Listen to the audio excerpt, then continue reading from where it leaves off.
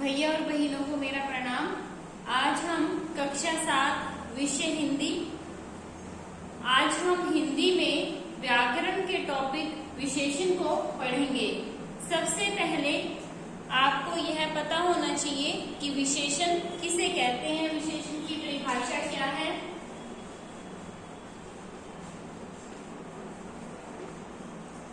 जो शब्द संज्ञा या सर्वनाम शब्दों की विशेषता बताते हैं वे शब्द विशेषण कहलाते हैं। संज्ञा और सर्वनाम आप जानते ही होंगे। ऐसे शब्द जो संज्ञा या सर्वनाम शब्दों की विशेषता बताते हैं वे शब्द विशेषण कहलाते हैं। जैसे खट्टा, मीठा, अच्छा, बुरा, ये सब क्या है? जहाँ पे कोई भी विशेषता प्रकट हो रही है ये सब विशेषण है। परिभाषा में हम क्या लिखेंगे? जो शब्द संज्ञा या सर्वनाम शब्दों की विशेषता बताते हैं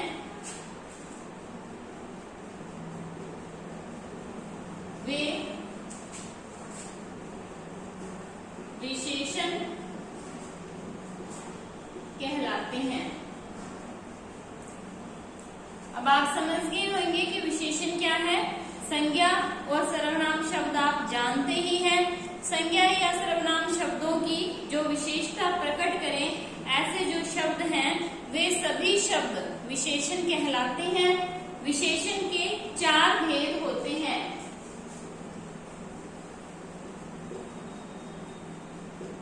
विशेषण के 4 भेद होते हैं।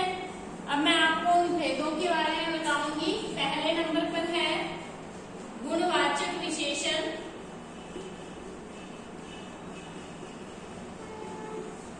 फिर है परिमाणवाचक विशेषण,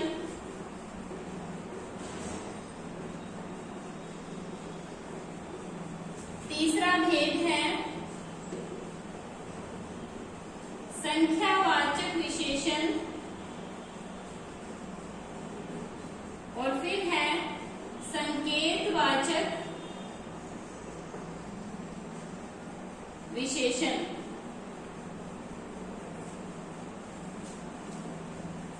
विशेषण के 4 भेद हैं। गुणवाचक विशेषण, परिमाणवाचक विशेषण, संख्यावाचक विशेषण और संकेतवाचक विशेषण।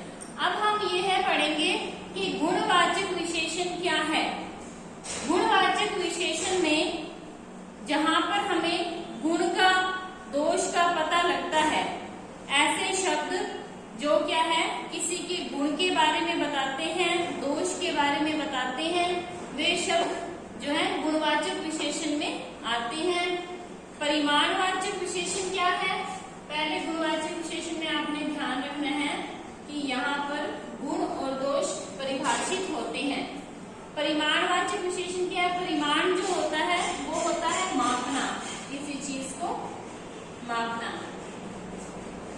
परिमाणवाचक विशेषण में मात्रा का, मापतोल का, इनका बोध होता है। मतलब इसमें जो भी वाक्य दिए जाएंगे उसमें कोई मापतोल रहेगी, किसी चीज की मात्रा रहेगी। जैसे 1 litre, 2 litre, 1 kilo, 2 kilo, 3 metre कपड़ा, 2 दर्जन केले, ये सब क्या है? किसी चीज की मात्रा है। तो ये क्या है? परिमाणवाचक में हम क्या पढ़ेंगे कि जो चीजें जो है वाक्य में मापतोल के अनुसार परिभाषित होती हैं वे सभी परिमाणवाचक विशेषण में आती हैं।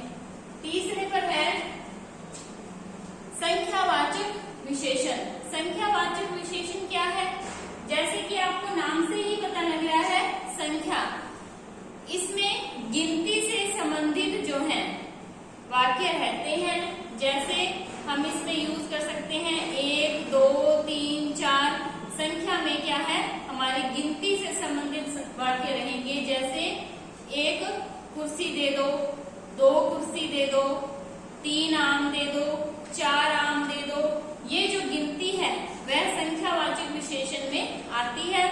ऐसा कोई वाक्य हम देखें जिसमें संख्या है तो वहां पर देखकर हम पहचान जाते हैं कि वाक्य में क्या है, संख्यावाचक विशेषण है। फिर है संकेतवाचक विशेषण। संकेतवाचक विशेषण को दूसरे नाम में सार्वनामिक भी बोलते हैं। इसे सार्वनामिक विशेषण भी बोलते हैं और संकेतवाचक भी बोलते हैं। इन वाक्यों की क्या विशेषता होती है कि इसमें पहला जो वाक्य है वह सर्वनाम से संबंधित रहता है। जैसे यह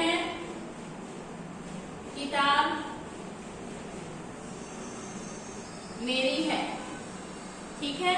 जैसे यह किताब मेरी है, यह क्या है, यह सर्वनाम है, ठीक है। आप जानते होंगे कि संज्ञा हम नाम को कहते हैं। वे शब्द जो संज्ञा के स्थान पर प्रयोग किए जाते हैं, नाम हट जाता है और नाम की जगह कुछ और शब्द लग जाता है, वह सर्वनाम कहलाता है। तो यह क्या है, एक सर्वनाम है। और किताब क्या है, संज्ञा है। इसके जितने भी वाक्य रहेंगे संकेतवाचक विशेषण के, उसमें पहला जो शब्द है वह सर्वनाम रहेगा और उसके पास वाला जो शब्द है जिसके बारे में बात कही जा रही है वह संज्ञा शब्द रहेगा। सर्वनाम जो है किसी संज्ञा शब्द की विशेषता को प्रकट करेगा, तब वह क्या कहलाएगा, सार्वनामिक कहलाएगा, या दूसरे शब्दों में वह संकेतवाचक विशेषण कहलाएगा। एक बार फिर से आप देखें, विशेषण क्या है कि वे शब्द जो संज्ञा या सर्वनाम शब्दों की विशेषता को बताते हैं वे विशेषण कहलाते हैं।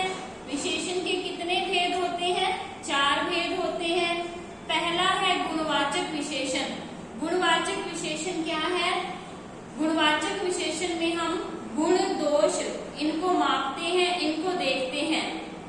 परिमाणवाचक विशेषण में उन शब्दों का या उन वाक्यों का प्रयोग किया जाता है जिसमें किसी चीज को मापना है या किसी चीज की मात्रा है। जैसे 1 लीटर, 2 लीटर, 2 दर्जन केले, ये क्या है, मापना है। संख्यावाचक विशेषण में क्या रहेगा, संख्या से आप समझ रहे हैं गिनती। इस विशेषण में गिनती से संबंधित जो है वाक्य रहेंगे। इस वाक्य में कहीं ना कहीं संख्या का जो है जरूर जिक्र रहेगा। संकेतवाचक विशेषण को हम सार्वनामिक भी बोलते हैं। इसमें क्या है कि इसमें एक सर्वनाम शब्द है जो क्या है, किसी संज्ञा शब्द की विशेषता को प्रकट करता है। जैसे यह किताब मेरी है, तो यह क्या है, सर्वनाम है। किताब क्या है, संज्ञा है। यहाँ पे सर्वनाम शब्द किसी संज्ञा शब्द की विशेषता को प्रकट कर रहा है।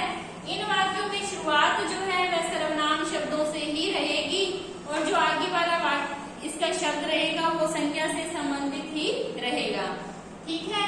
एक तो विशेषण के ये 4 भेद हैं। एक जो इसमें इम्पोर्टेंट है, विशेषण में जो चीज इम्पोर्टेंट है वो ये है कि विशेष्य किसे कहते हैं। जैसे आपको पता है कि विशेषण किसे कहते हैं, वैसे ही विशेष्य जो है एक महत्वपूर्ण बात है कि विशेष्य किसे कहते हैं। देखिए, विशेषण में हम किसी भी चीज की विशेषता को बताते हैं। जैसे मैंने कह दिया कि यह गाय काली है। गाय का काला होना या गाय का लाल होना या गाय का सफेद होना, यह उसकी विशेषता है, चाहे वह किसी भी वर्ण की हो। जो गाय है उसकी विशेषता हम बता रहे हैं, तो यहाँ पर गाय क्या है, विशेष्य है। विशेष्य में आप ये बताएंगे कि जिन शब्दों की विशेषता बताई जाती है वे शब्द क्या कहलाते हैं, विशेष्य कहलाते हैं। जिन शब्दों की विशेषता बताई जाती है,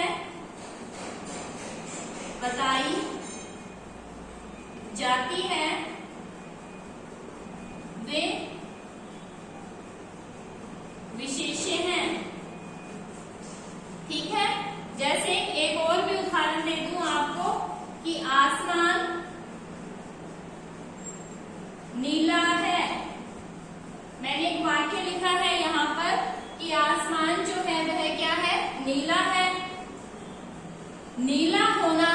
विशेषण है, एक विशेषता है।